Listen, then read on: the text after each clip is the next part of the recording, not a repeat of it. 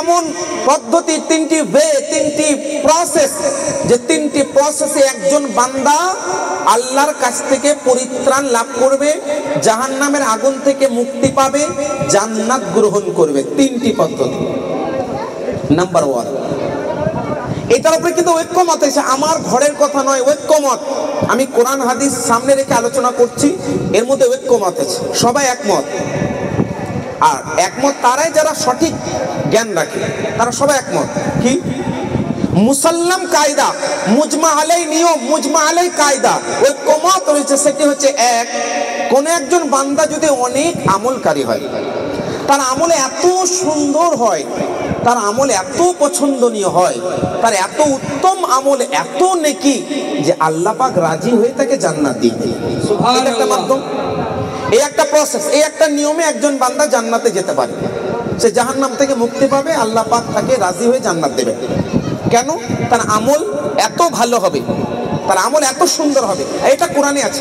আল্লাহ পাক বলেন, ইন্নাল্লাযীনা আমানু ওয়া আমিলুস সালিহাতি লাহুম জান্নাত ইলা আখিরিল আয়াত। আল্লাহ পাক বলে, নিশ্চয় যারা ঈমান আনলো, নেক আমল করলো, তাদের জন্য রয়েছে জান্নাত। এই আয়াতের ব্যাখ্যা উঠিয়ে দেখুন, আল্লাহ পাক যদি এমন কোন বান্দা, তার এত ভালো আমল, যে তার ভালো আমলের পরিপ্রেক্ষিতে মহান আল্লাহ পাক তাকে জান্নাত দান করবে। এটা একটা রাস্তা। 2 নম্বর রাস্তা, একজন বান্দা গুনাহগার, যথাসাধ্য আমল করেছে, কিন্তু ইন্তেকালের আগে আল্লাহ তাকে তওবা করার সুযোগ দান করেছে। সে ইন্তেকালের আগে এমন ভাবে তওবা করলো যে তার সমস্ত গুনাহগুলো মুছে গেল, আর সে জান্নাত লাভ করলো। সুবহানাল্লাহ। এটা 2 নম্বর নিয়ম, 2 নম্বর প্রসেস, 2 নম্বর পদ্ধতি, 2টি ওয়ে, 2টি রাস্তা। 2 নম্বর রাস্তা কি? একজন বান্দা মরার পূর্বে, ইন্তেকালের পূর্বে, মৃত্যুর আগে আল্লাহর দরবার থেকে তওবা করার সুযোগ পেল, আর আল্লাহ পাক তাকে তওবা তার কবুল করলো, তাকে আল্লাহ ক্ষমা করে দিল, তার সমস্ত গুনাহ আল্লাহ মাফ করে দিল দুনিয়াতে। এবার সে কি পাবে? জান্নাত। আল্লাহ পাক কোরআনের মধ্যে বলেন,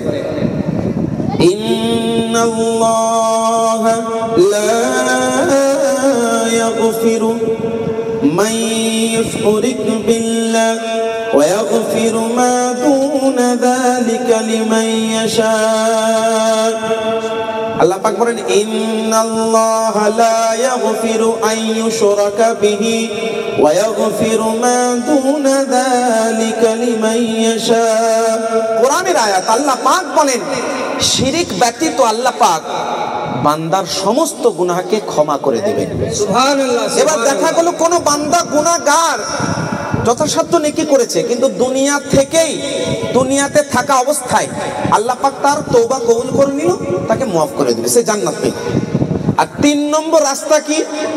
ওই বান্দা গুনাহগার ঈমান অবস্থায় দুনিয়া ত্যাগ করলো, আর একমাত্র দয়ার নবীর ওসিলার মাধ্যম দিয়ে ওই বান্দা জান্নাত লাভ করলো। সুবহানাল্লাহ, সুবহানাল্লাহ। ये 3 ऐसे तरीका हैं, 3 ही जरिए हैं जिन जराये से कोई भी इंसान जन्नत में जा सकता है। এই 3টি রাস্তা ব্যতীত কেউ জান্নাতে যেতে পারবে না। এটা আমার ঘরের কথা নয়, এটা হচ্ছে সবার নিকটে গ্রহণযোগ্য একটি নিয়ম বা উসুল বলতে পারি। এবার আমি আপনাকে বলি, আমি আপনাকে যদি জিজ্ঞেস করি, do you believe first 2 things, প্রথম যে 2টি জিনিসের নাম বললাম, do you believe in 2 way, 2টি রাস্তার উপরে আপনি কি ভরসা রাখেন? আপনার আমল কি এতই ভালো যে আল্লাহ আপনাকে জান্নাত দেবে? আপনার আমল কি এতই সুন্দর যে আল্লাহ পাক আপনাকে আমলের কারণে জান্নাত দেবে?